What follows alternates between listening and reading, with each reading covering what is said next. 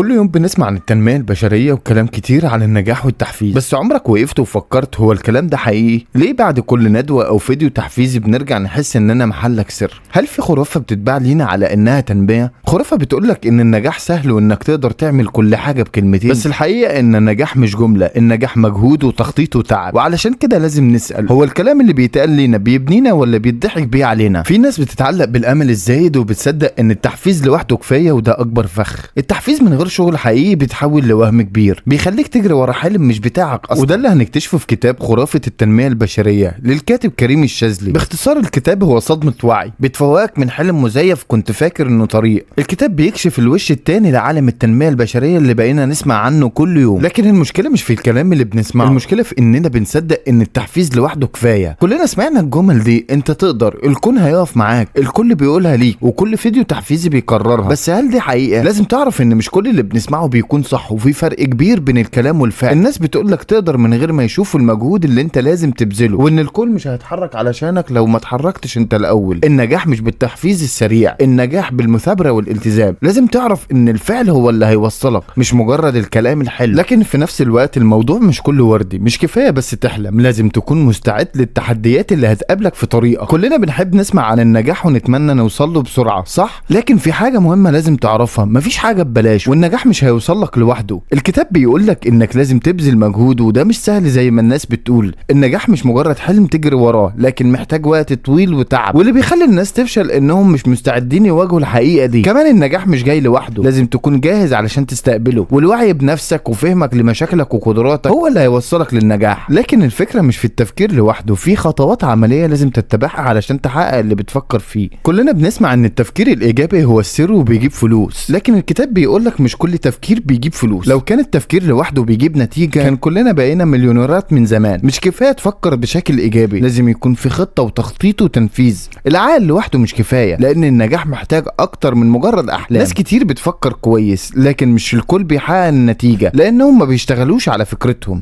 التفكير جزء، لكن العمل والتخطيط هو الاساس علشان تكسب فعلا. اصدقائي، احنا لسه بنستكشف مع بعض عن اكتر الحاجات اللي لازم نكون واعيين ليها علشان نقدر نحقق النجاح بشكل حقيقي، وده هنقدمه من خلال الكتاب اللي بيكشف الوش التاني لعالم التنمية البشرية اللي بقينا نسمع عنه كل يوم. مش بيهاجم التنمية نفسها، لكنه بينتقد الاساليب اللي بقت تجارة مش رسالة. بيقولك ان في ناس بتبيع لك الوهم على انه نجاح، وده كله هنقدمه من خلال كتاب خرافة التنمية البشرية للكاتب كريم الشاذلي. ونرجع تاني لتقديم افكار الكتاب من خلال ازاي الاحلام هتكون فخ. اوقات في ناس كتير بيدخلوا دورات تحفيزيه وكانوا متحمسين جدا ليها، لكن بعد ما خرجوا اكتشفوا انهم محبطين اكتر من الاول. الكاتب بيقول ان المشكله مش فيهم، مش لانهم فاشلين، المشكله انهم اتخدعوا بالوعود الكبيره اللي ما كانش ليها اي اساس. الحوافز اللي بيدوها ليك مش بتستمر لو ما كانش عندك خطه حقيقيه. كنت فاكر انك هتوصل بسرعه، لكن بتكتشف ان الواقع كان غير كده. الاهم لما تروح للمكان ده لازم تكون جاهز للمجهود الحقيقي مش بس للكلام الكبير. ويمكن ده يفسر ليه ناس كتير خرجوا من الدورات محبطين، لانهم صدقوا انهم السبب الوحيد في فشلهم من غير ما يشوفوا الصورة كاملة. كلنا بنسمع الجملة دي، لو فشلت يبقى انت السبب، وكل مرة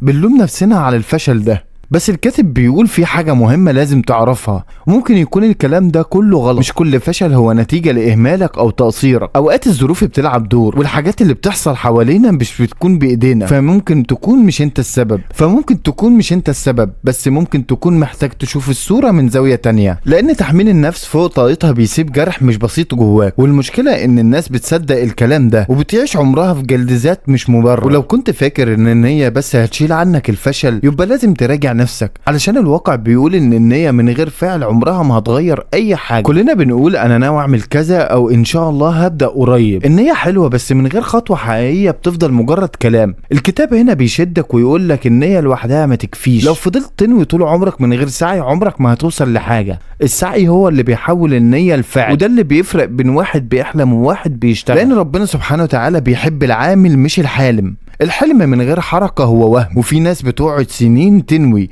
وتلاقي نفسها في نفس المكان. الكاتب بيقول لك قوم اتحرك وخد خطوة حتى لو كانت صغيرة، وهو بعد ما بتنوي وبتبدأ تسعى هتلاقي اللي بيشجعك بكلام حلو. بس خليك فاكر ان مش كل تحفيز مفيد، وقت بيكون سلاح ذو حدين. بالتأكيد كلنا بنحب نسمع كلمة تشجيع، انت قدها، انت جامد، تقدر تعملها. الكلمة الحلوة فعلا ممكن ترفعك لفوق وتديك دفعة، بس برضو ممكن توقعك لو صدقتها من غير ما تكون مستعد.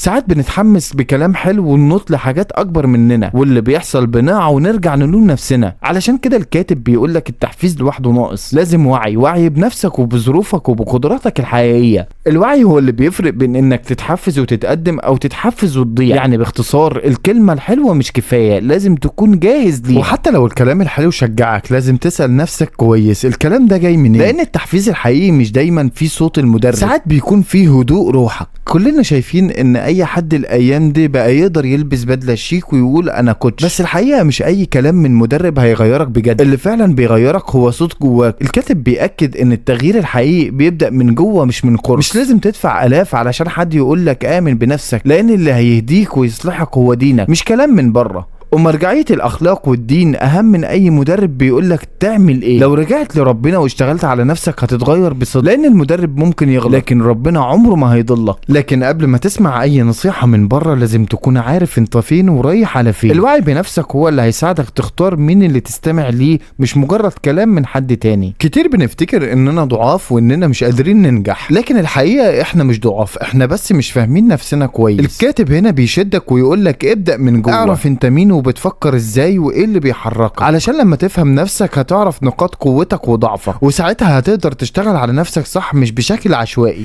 الوعي بالنفس هو اول خطوة لاي تغيير حقيقي. مش بس تحفظ كلام تحفيزي، لكن تبقى فاهم انت بتعمل ايه وليه، لان التغيير مش بيبدأ من بره، التغيير بيبدأ من جوه قلبك وعقلك. ولما تبدأ تفهم نفسك كويس هتعرف تفرق ما بين الوهم والحقيقة. ساعتها هتختار طريق التنمية الصح، مش الطريق اللي كله كلام محفوظ. مش كل اللي بيقولك خليك ايجابي فاهم هو بيقول ايه. في فرق كبير بين كلام شكله حلو وتغيير حقيقي من جواك. الكاتب هنا بيفرق ما بين التنمية الوهمية والتنمية الحقيقية. التنمية مش انك تسمع كلام حماسي وتنام تاني يوم محبط، التنمية هي انك تمشي خطوة بخطوة وانت واعي انت رايح فين. كل خطوة بتاخدها بصدق ووعي بتقربك من نفسك الحقيقية، مش بس شوية عبارات محفوظة. التنمية مش سحر، هي عملية مستمرة وتراكمية، وعلشان توصل لازم تكون حقيقي مع نفسك قبل اي حد. تأكد لما تمشي طريقك بوعي هتعرف ان الحلم لوحده مش كفاية. المعادلة الصح هي حلم زائد وعي زائد فعل يساوي تنمية بجد مش خرافة. احلم براحتك، محدش هيحاسبك على الحلم، وحط خططك وخليك طموح، ده شيء جميل. واسع واشتغل، مفيش نجاح من غير مجهود. بس وانت بتعمل ده كله افتح عينك كويس، شوف الطريق بوضوح وشوف انت فين وواقف فين دلوقتي. ما تخليش الكلام الحلو يعميك عن الواقع. التنمية مش في الكلام، التنمية في الفعل والتجربة. نجاحك الحقيقي هيجي لما توازن بين الحلم والوعي. أصدقائي، وبكده نكون انتهينا من تقديم أفكار كتاب خرافة التنمية البشرية للكاتب كريم الشاذلي. لو عجبكم الملخص ما تنسوش تدعمونا بلايك وشير وسبسكرايب للقناة. شكرا على متابعتكم معانا، ونتمنى نكون عند حسن ظنكم دايما. تقدروا تشاركونا باقتراحاتكم من خلال التعليقات.